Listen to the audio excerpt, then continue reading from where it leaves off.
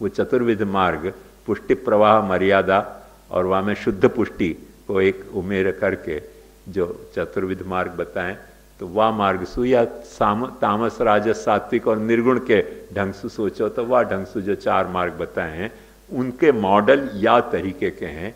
इन मॉडलन को बेसिकली जब वक्त अपन समझ जाए ना, वह वक्त बहुत सारे कन्फ्यूजन अपने आप अपने दूर हो जाए हैं।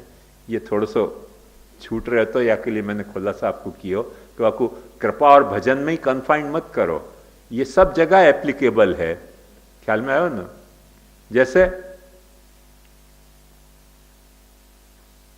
रोग मिटतो हो तो दवाई खावें, दवाई खावें तो रोग मिटे। थोड़ी दवाई खाएंगे थोड़ा रोग मिटेगा, फिर थोड़ी दवाई खाएंगे वो, और दवाई खाना और रोग मिटाना एक ही चीज है। ये सब जगह एप्लीकेबल है, यूनिवर्सल एप्लीकेशन है या मॉडल को। आपको कोई एक नैरो फ्रेम में कन्फाइन मत करो, वह कोई यूनिवर्सल एप्लीकेशन है। ये महाप्रभु जी ने जो मॉडल अपने को दिए हैं ये फैंटास्टिक मॉडल हैं, तो अपन उनको एप्लीकेशन नहीं सोचें करके अपन हर वक्त नैरो एक फ्रेम में बात सोचते हुए, पर थोड़ा सा को यूनिवर्सल एप्लीकेशन अपन सोचें तो हर जगह ये बात काम आ सके ऐसी है। और वह ढंग से आप सोचो, विद्या और ज्ञान में भी यही बात आएगी, अध्ययन और ज्ञान में भी यही बात आएगी, सब जगह वह को यूनिवर्सल एप्लीकेशन है। तो मैं आपको जो बात बता रहे तो वो बात यह थी कि भगवान ने यही लिए गीता में या बात को समझाते वक्त एक बहुत अच्छी बात कही है, सर्वयोनिषु कौन्तेय मूर्तय संभवंती या, देखो, तासाम ब्रह्म महद योनि अहम बीज प्रदः पिता।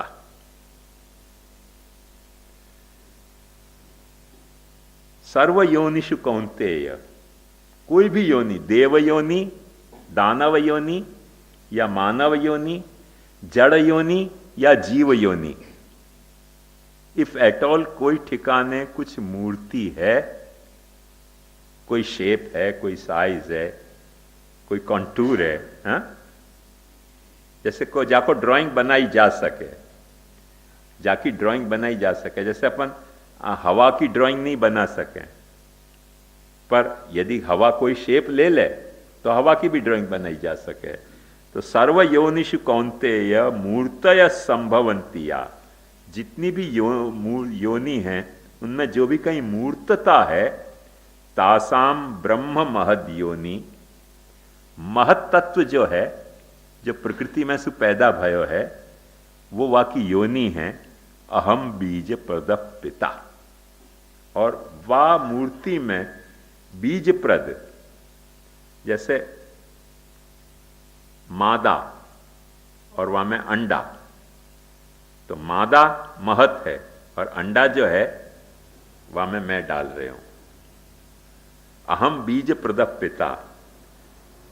वाक्य बाद भगवान बहुत अच्छी बात कहे हैं कि सत्वम रजस तम इति गुणा प्रकृति संभवा। सत्व रज तम जो हैं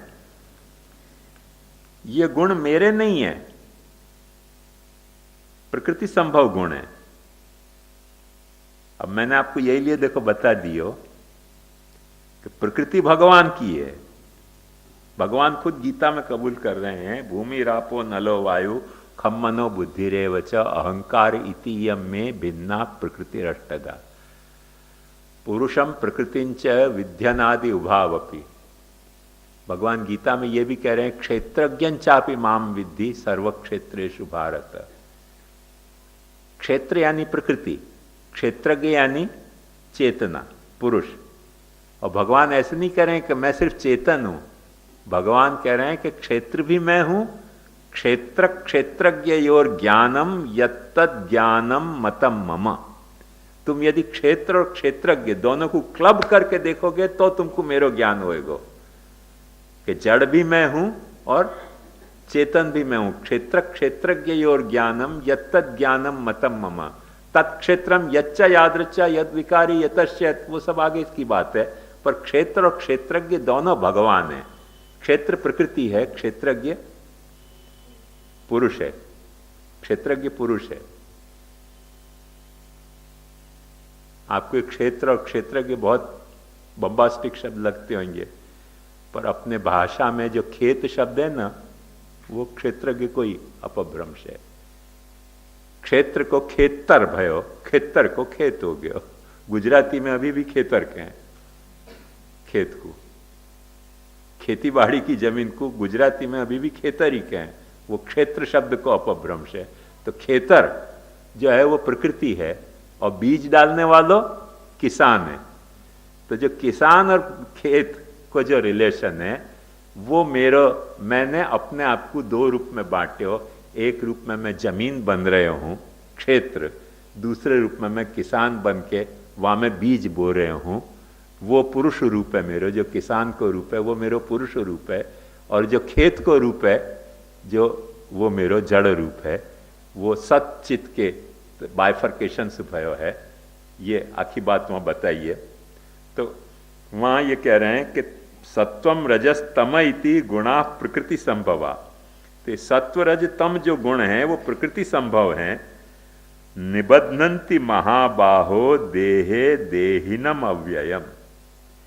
और या देह में या खेत में रह गए किसान को वो खेत बांधे है।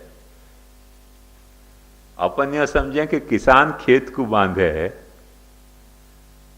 वो तो आधी कथा है, अर्ध सत्य है। हर खेत भी किसान को बांधते हुए हो। मर्डरें हो जाएं खेत के कारण, ये मर्डर काय को हो रहे हो भाई? खेत ने बांध रखे हो या लिए। तो खेत किसान को बांधे है, किसान